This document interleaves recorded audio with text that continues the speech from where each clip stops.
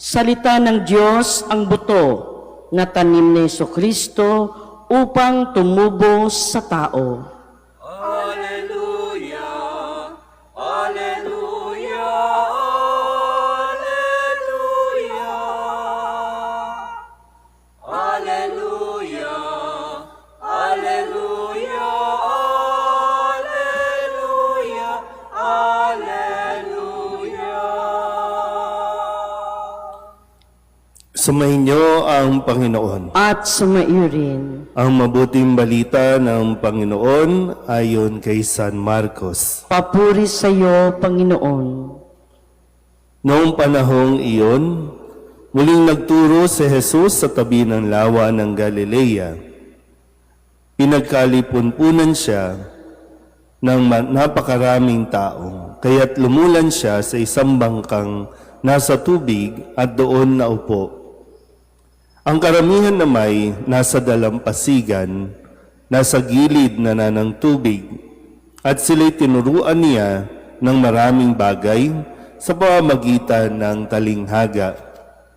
Ganito ang sabi niya, "Pakinggan ninyo ito, may isang magsasaka na lumabas upang maghasik. Sa kanyang paghahasik ay may binhing nalaglag sa daan. Dumating ang mga ibon at tinuka ang mga iyon. May binhi namang nalaglag sa kabatuhan. Agad sumibol ang mga iyon sapagkat manipis lamang ang lupa doon.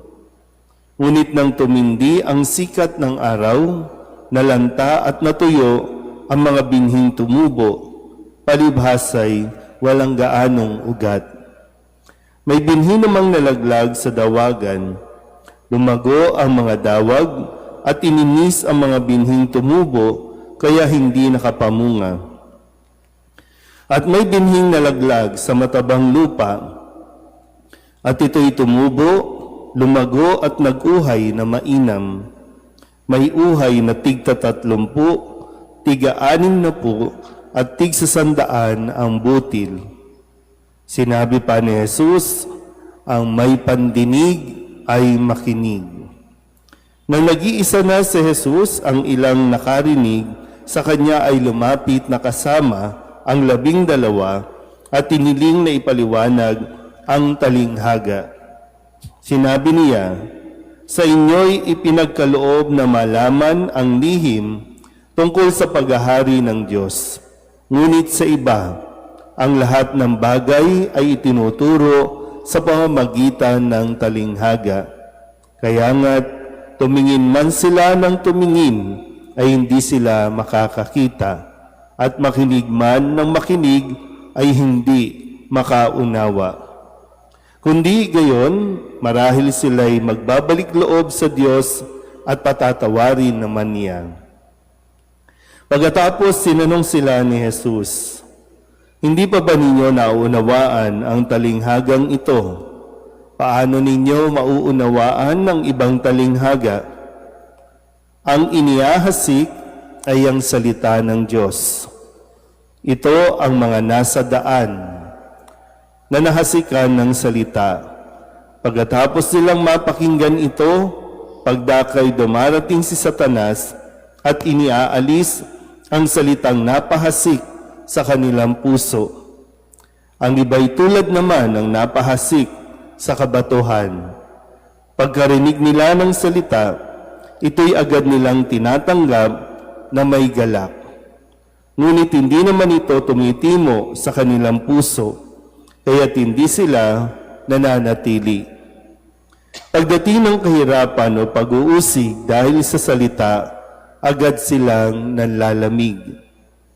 Ang iba'y tulad ng napahasik sa dawagan. Dininig nga nila ang salita, ngunit sila'y naging abala sa mga bagay ukol sa mundong ito. Naging maibigin sa mga kayamanan at mapaghangad sa iba pang mga bagay. Ano pat ang salita'y nawalan na ng puwang sa kanilang mga puso, kaya't hindi sila nakapamunga. Ngunit ang iba'y tulad ng binhing napahasik sa matabang lupa. Pinakikinggan nila at tinatanggap ang salita.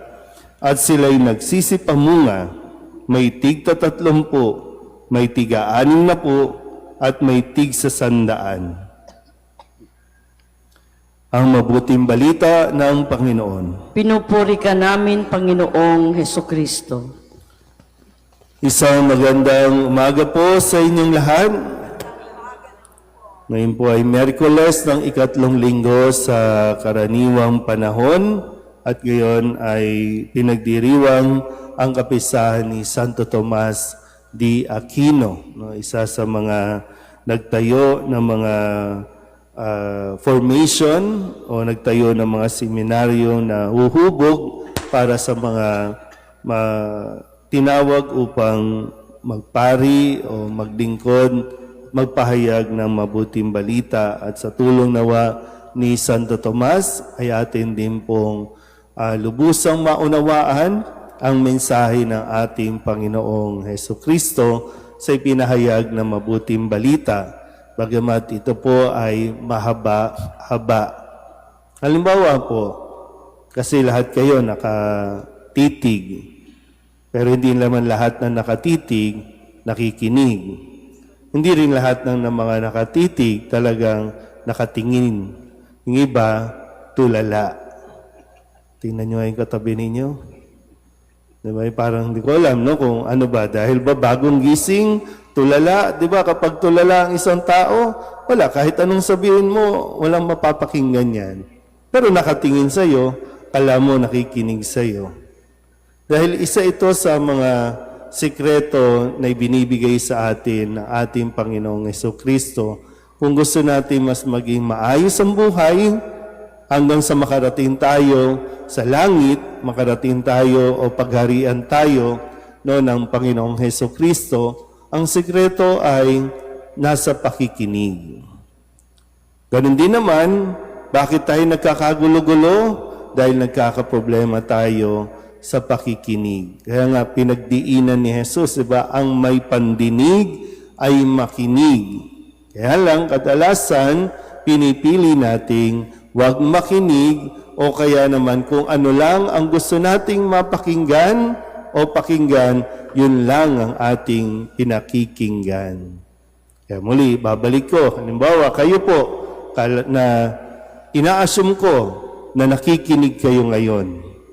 Habang binabasa ko yung kwento, pero hindi ko alam, no? Kung habang binabasa ito, unti-unti namang nawawala ang atensyon ng pakikinig. Kung tatanungin ko kayo, hanggang saan ang kaya ninyong balikan sa ipinahayag na mabuting balita? Sige nga, kayo na lang muna magtanungan dyan sa tabi ninyo. Hanggang saan ang inyong maaalala? Kaya minsan, no, kapag ako po nagbibigay ng recollection, ng retreat, babasahin ko talaga ng malinaw ang salita ng Diyos dahil ito yung gabay nating lahat. Napakaraming magagandang salita sa mundong ito, pero walang tutumbas sa salita ng Diyos. Ang salita ng Diyos, yan ang biyaya na hindi natin dapat palampasin. Yun nga lang, kamusta nga ang ating pakikinig? Napakaraming distraction minsan o madalas, kaya kailangan mo din talagang magbantay. Kailangan mo din maging attentive. Sa mga nanay, sa mga magulang na naririto, alam ko, no, talagang paulit-ulit kayo na nagsasabi, nagpapaalala, dahil alam niyo rin na hindi pa masyadong naintindihan o naging malinaw sa inyong mga anak yung paggising nga lang, di ba? Bangon na. No? Gaganon lang yan, pero hindi yan susunod. So, ganun din sa salita ng Diyos. Okay, maganda. Napakinggan natin. Pero nag-aaway-away pa rin yan. Yeah. O, napakinggan natin para mas maging maayos. Pero pagkatapos ng misa, minsan sa mga ministries natin, hindi pa rin nagkakaintindihan. Hindi pa rin nagkakaunawaan. O ganun din sa opisina, no, sa bahay. Kahit nga, di ba, mga nangyayari ngayon sa ating gobyerno. Kasi may problema nga tayo sa pakikinig. So, pwede nga lang i-declare lahat tayo person with disability. At ano yung disability natin? Hearing. Masusolusyonan din lang ng lahat ng ito, ng mga problema natin, kung makikinig lang tayo ng mabuti. Buti pa yun, napakinggan nyo, di ba? No? Nakukuha yung atensyon ninyo. So, ganun din si Satanas, di ba? Sabi dito, kukunin at kukunin ito kung hindi mo ito pakakaingatan at hindi mo rin pagninilayan ng mabuti. Amen?